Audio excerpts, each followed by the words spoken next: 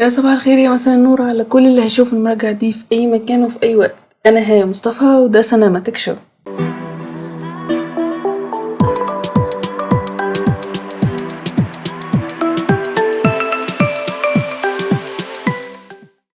النهاردة معانا فيلم من أجمل وأقوى أداءات كونفرس، وهو فيلم ذا كينج سبيتش، فيلم درامي تاريخي من إخراج توم هوبر وتأليف ديفيد سيلدر. حقيقة أنا بكتب سكريبت الحلقة دي وقفت أكتر من مرة لأن الفيلم مش هينفع يتحكي أو يتقيم كده زي أي فيلم، لأنه حالة بنعيشها جوه الفيلم من أول لآخر كده. أنا من الناس اللي مش بتفضل الأفلام التاريخية لا أجنبي ولا عربي، لكن الفيلم ده فعلا مختلف.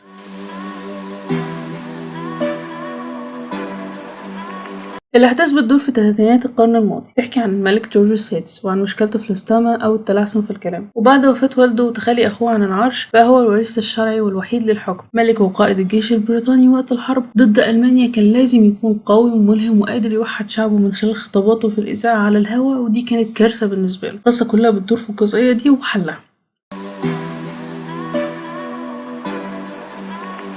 الشخصيات الأساسية في الفيلم هما اتنين، كولين فيرس وجيفري راش. الاتنين أدوا أداء عبقري في الفيلم ده. جيفري راش شخصية لانين ليج اترشح للأوسكار لأفضل مساعد، لكن للأسف ما كسبهاش وخسرها قصاد كريستين بيل. استحق كولين فيرس بجدارة الأوسكار، ولو أي حد ما شافش أي حاجة لكولين فيرس قبل كده هيصدق فعلا إن هو بيتكلم كده في العادي وإن هو مش بيمثل. طريقة الكلام مع الصوت مع النفس مع تقطيع الجمل والكلمات نفسها مع نظرات العين لحظات الضعف والغضب، كل ده خلونا نقف قدام شخص فعلا عنده مشكلة في الكلام وفعلا محتاج تمرين وعلاج للموضوع ده. اول مره شفت الفيلم ده كان اول مره اشوف لفيرس حاجه، ما حسيتش اللحظه انه هو تمثيل. اداء فيرس براش لشخصيته مخلى الفيلم مش مجرد فيلم بينتمي لفئه التاريخ، لا بقى عباره عن قصه انسانيه ملهمه جدا لكل حد يتفرج على الفيلم ده. من كاست الفيلم كمان هيلين كارتر، وادائها كمان كان حلو، بس انا دايما كنت حاسه انها اكبر من الدور، يمكن عشان امكانياتها هي اكبر من الدور. افضل مشهد كان مشهد الخطاب الاخير، مشهد جمعهم الاتنين مع بعض في الاختبار الحقيقي لكل التعب والتدريب. مشهد كان تحفه، حطيت منه صوره بس لانه بصراحه لازم يتشاف على بعض. اكتر مشهد يوجع مشهد اول خطاب لجورج قبل ما يبقى ملك، المشهد صعب بشكل مش طبيعي، كمان من المشاهد اللي تخليك تحس انك قاعد متفرج وانت مرتاح. مشهد جمع بيرتي ولوج، مشهد بين الصداقه اللي ما بينهم ومدى قوتها على الرغم من انهم ما سعوش تكوين الصداقه دي.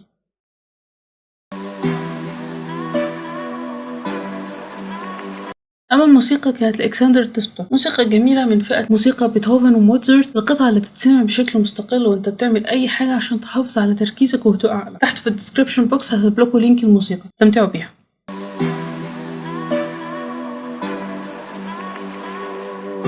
أما التصوير كان لداني كوين. التصوير جميل جدا وتطبيق عملي لقاعدة The Rule of Swords أو التلات أتلات في معظم كادرات الفيلم، وكل كادر قادر يوصل مشاعر وأحاسيس مختلفة عن الكادر اللي قبله. معظم كادرات بيرتي أو دوك فيوك في أول فيلم كان واخد الكادر الشمال من الصورة واتجاه جسمه للجنب الشمال برضه، وده ضغط القاعدة لأن المفروض العكس، وده عشان الشخصية كانت دايما مخنوقة وحاسة إنه لازم يكون في جنب بسبب مشكلة الكلام. على عكس تماما كادرات ليانا لوك، كان واخد الجزء اليمين من الصورة وجسمه اتجاه الجزء الشمال، وده لأنه في مكانه المرتاح والكونفورت زون بتاعته. أما كادراتهم بعد الخناقة فكانت العكس، ليانا واخد الجزء اليمين من الصورة وبص اتجاه اليمين برضه لأنه كان مخنوق في مشكلته مع بيرتي ومش لاقي لها حل. الفيلم ما كانش متشتت في كذا مكان تصوير، لا التركيز كان على بيكنجهام بالاس وعيادة لوك، وده ساعد ان التركيز يبقى على الاداء مش ديكورات ومعالم لندن.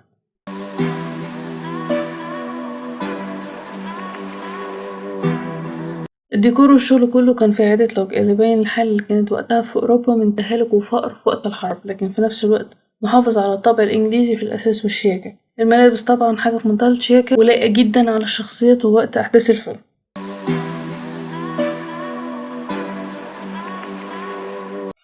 أما عن الجوائز فالفيلم خد 4 جوائز أوسكار من أصل 12 ترشيح، كسب أفضل أداء جولدن جلوب من أصل 7 ترشيحات، غير جوائز البافتا في أكتر من مجال. غيرها كتير جدا من الجوائز، أكتر من 100 جايزة لأكتر من 200 ترشيح، وكان أهم أفلام السنة.